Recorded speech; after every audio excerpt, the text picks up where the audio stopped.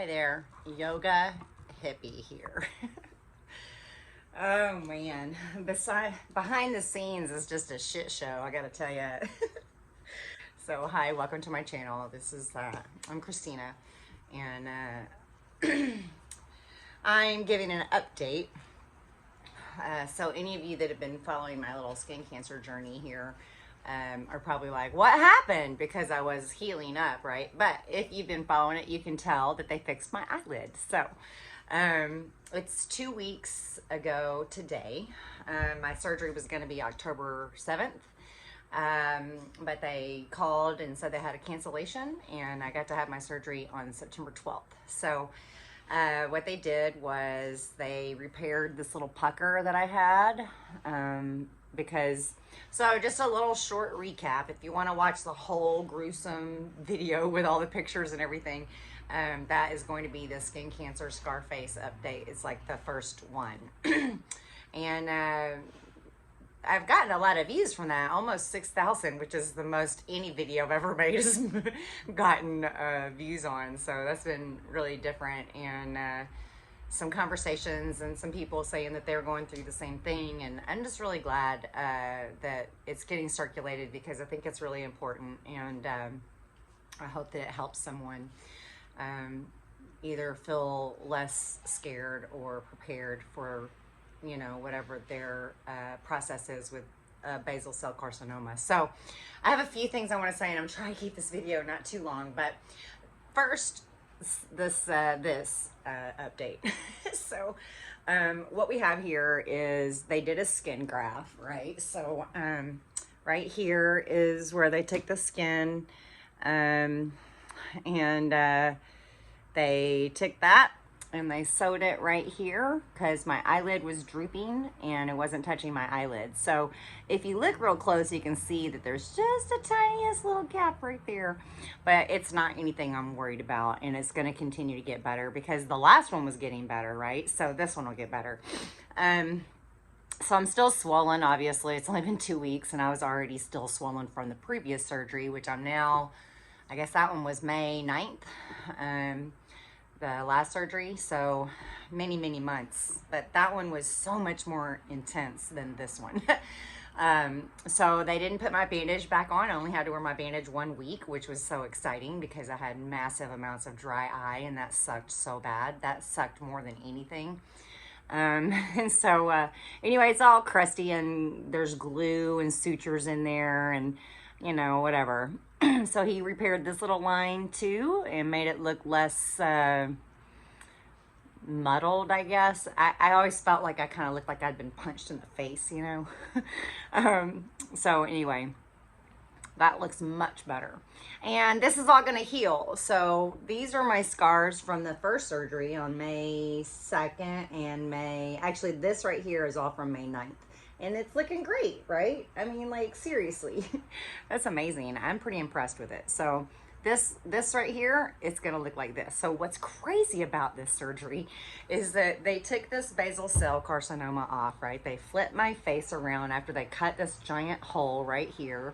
They cut it all out, this line, you can see. And then the other doctor, the plastic surgeon, he drew this incision line all the way down here, and then he took that flap of skin and he flipped it around and he sewed it down, right? And then that created this pucker that he fixed. So I don't have that pucker, just some little suture spots where he tacked it down, which will all heal. And then I had surgery on Thursday, and then on the following Monday, I had a full body check with the dermatologist that I'd had scheduled since like March. So I didn't want to reschedule it because I was really nervous about it, and he burnt off this thing on the end of my nose, which I hate. This bothers me more than this. Believe it or not, like walking around with my face like this is so much easier than this thing on the end of my nose. And then he took off one on my chest, and that one was really involved. So those hurt. This one on my chest hurt a lot. And anyway, this skin graft hurts more than any of this. But that's that. So that's not bad. you know, it's gonna look a lot better. This looks all gruesome right now, but it'll get better. And so what they did was so crazy, right?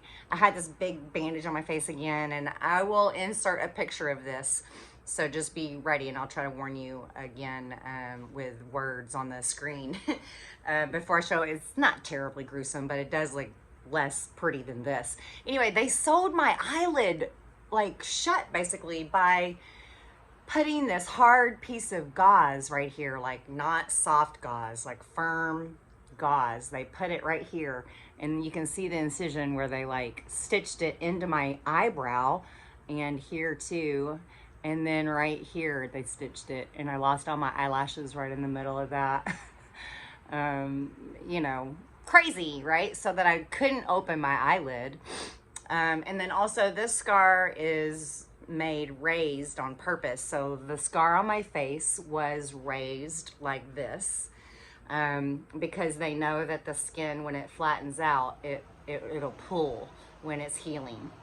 So they help prevent the pulling by raising the scar. So I guess they don't do it on this one. Maybe the skin doesn't pull the same, I don't know, but here it was raised just like this, and now it's all flat. So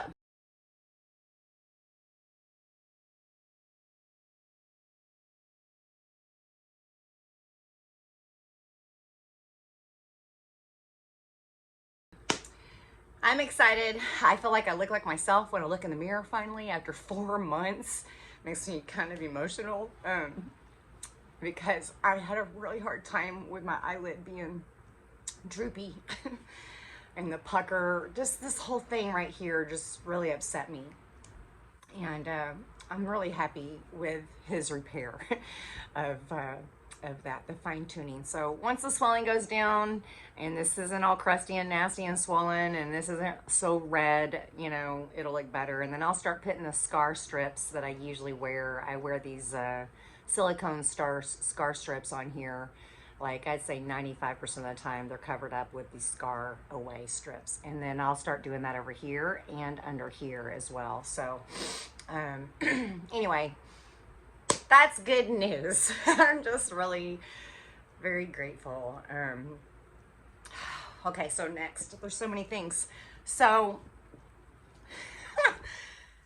I am getting, so I've been seeing the occupational therapist for my wrist, and she made me this. This was so fascinating. She made this out of this plastic molding stuff. Now it looks so trashy right now because I have this moleskin, but I discovered after doing a little homework that there's black moleskin. So I'm getting it delivered today, and I'm gonna redo this, and this is gonna look so much less trashy. But this thing, she made it and fashioned it around my wrist because I have this busted ligament here. And when I have this on, I wear this all the time. Like if I could get away with wearing it, never taking it off, I would. But I have to take it off when I take a shower and when I give a massage, I take it off. So through a series of events, I'm massaging again, and that's exciting. And I talked about that in my last video. And I went and saw the orthopedic surgeon for a second opinion. That I actually had this appointment beforehand. And I just want to say a thing about going with the flow and not resisting what is. And I'm oh man, I mean, what I want to say is like, holy cow, you know, it's a journey. Because so I had an appointment with this orthopedic surgeon from like February or March for September last week. And I was impatient. I was like, that's too far away, you know, like I need to get this taken care of. And so I made another appointment with a different doctor, and it was such an ordeal to get to him too, because I don't have a car and it was far away. And anyway, I went and did all of that, right? And this guy was terrible. He freaking ruined my life for a couple of months. And basically told me he didn't think that it was appropriate to do the surgery because it wasn't really going to help repair the ligament, and blah, blah, blah, blah, blah. And I'm like sitting there crying, having like a total crisis, you know, because I mean, it's one thing to think I need to stop massage because I'm injured, or think that that's the message or whatever, that I'm supposed to stop.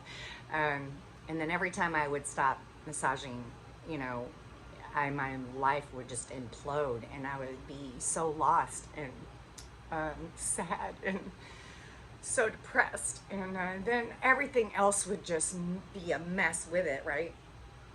So turns out I'm not supposed to stop massaging, but the funny thing is, the most amazing part of this whole year is that I was in Panama, and so I didn't get approved for any health market insurance, right?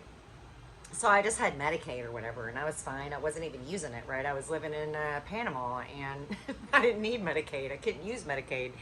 And anyway, my smoothie's over here melting, sorry.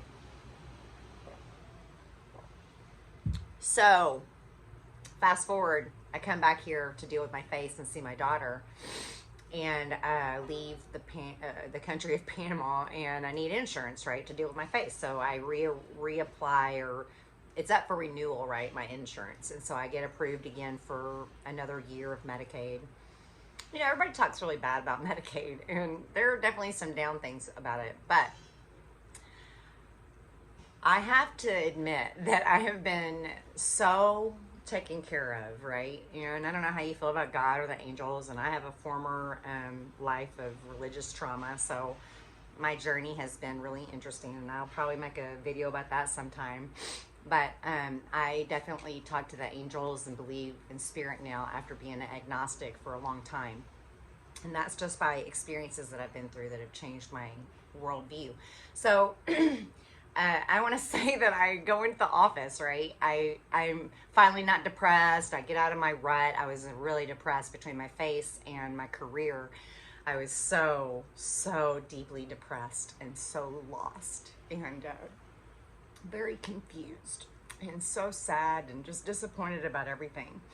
And I just felt like there was like a fortress around me, and I couldn't penetrate it no matter what I tried. Try to get a job at a gym, try to get a job doing all kinds of things that I'm qualified for, try to push all my services, right? Nobody wants to do any of it with me, and I'm just like, what is the deal? And so anyway, I go and have that whole thing because of this doctor shooting me down about surgery, and me thinking that it's all over and done and I'm washed up and I'm not going to be massaging people ever again. And anyway, I go in because I have this appointment. I want to do this and make this my second opinion, right? I go in, I sit down, the nurse is taking my vitals, and she says, I tell her I already went and saw the doctor, and so I don't know if I need another MRI or what, and then she's looking at me, confused. I said, this is basically turning into my second opinion, even though I had this appointment first.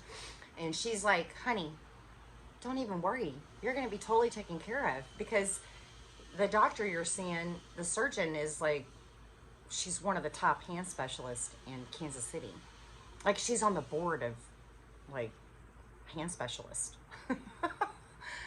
And the nurse came in, and she heard my whole story, and she really listened to me because I didn't feel listened to by that other doctor. And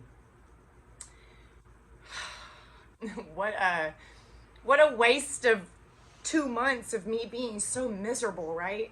I went through that, and I had to go through it, but what I realized when I was sitting there was, wow, it was already all set up for me. I didn't need to worry, because all 3 of these surgeons that I've had under Medicaid for these things that I had to have fixed were like the top doctors. The dermatologist that I saw has massive credentials, Dr. Cisco. The ocular plastic surgeon is like the teacher at the Sub-8's Eye Center, which is like a teaching school. He's the guy. Like, every time I go there, every 6 weeks I go see him, right, since May. And every time I go there, there's any number of doctors and residents and different people who come into the office to look through the microscope at my face. And they're so like, oh, wow. They're like having little conversations, and they're learning from trying to keep it together. I'm just super emotional about all of this, because it's just really amazing to me to look back at it, right? So hard when you're going through the shit to understand where you're going and how it's going to end up. I just torture myself with not knowing and not being able to handle not knowing and wanting to control everything so that I feel secure, and it's just so unnecessary, and I just spend all this energy being so upset about everything, and the whole time I'm being taken care of. So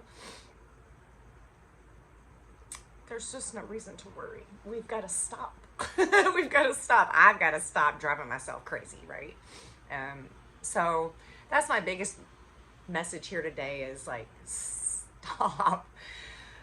I'm telling myself this, to stop worrying about every little thing. And when things don't work out, you know, like Bruce Lee says, flow like water. I was just telling my friend today, I feel like I'm a rock in the stream. I'm trying so hard to not get in my way. So I had to not worry about any of it. The doctor took care of me. I'm not going to have hardly any scarring by the time this is over. And the ones I do have, whatever, it will give me the opportunity to tell people to go get their skin checked, to go get things burnt off. I mean, I don't care. Burn it off, right? That's easier than me not letting you burn it off and then having my face cut open, like, and removed, and then try to put it back together with multiple surgeries, you know, like. So I got to walk around with this thing on the end of my nose. It was much bigger. But anyway, this is really not that big of a deal compared to this, right? Anyway, just do it. Just go do it. Go get the check. Go get the thing burnt off. It's fine. And then don't fret. Because if we just believe, we're going to be taken care of. All right. So last little bit here. I think I covered everything.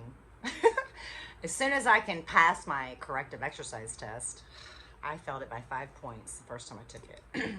I wasn't prepared because I've been having a hard time. It is a very hard test compared to the personal training test. I just want to say that.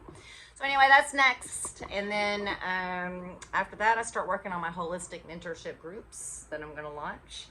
And then I'm going to go to Panama at the end of the year. I'm going New Year's Eve. I'm going back to Panama just to visit for a month and to hopefully I'll be recovered from my wrist surgery. So I'm having surgery on my wrist sometime potentially in November. And that's what's happening. So if you live in Kansas City and you want a massage before mid-November, come see me because I'm told I'm gifted. Anyway, I'm really happy to be figuring out some things now and not feel so depressed. And you know, not tons hasn't changed, but I have changed, and I see that I need to just continue to work on letting go. So anyway, if you have skin cancer or you're looking into getting things checked, just go do it. It's going to be okay. And, you know, roll with it and flow like water, baby. I'm going to keep working on this too. Well, thanks for listening if you made it this far. And I will see you again soon. Peace. Much love.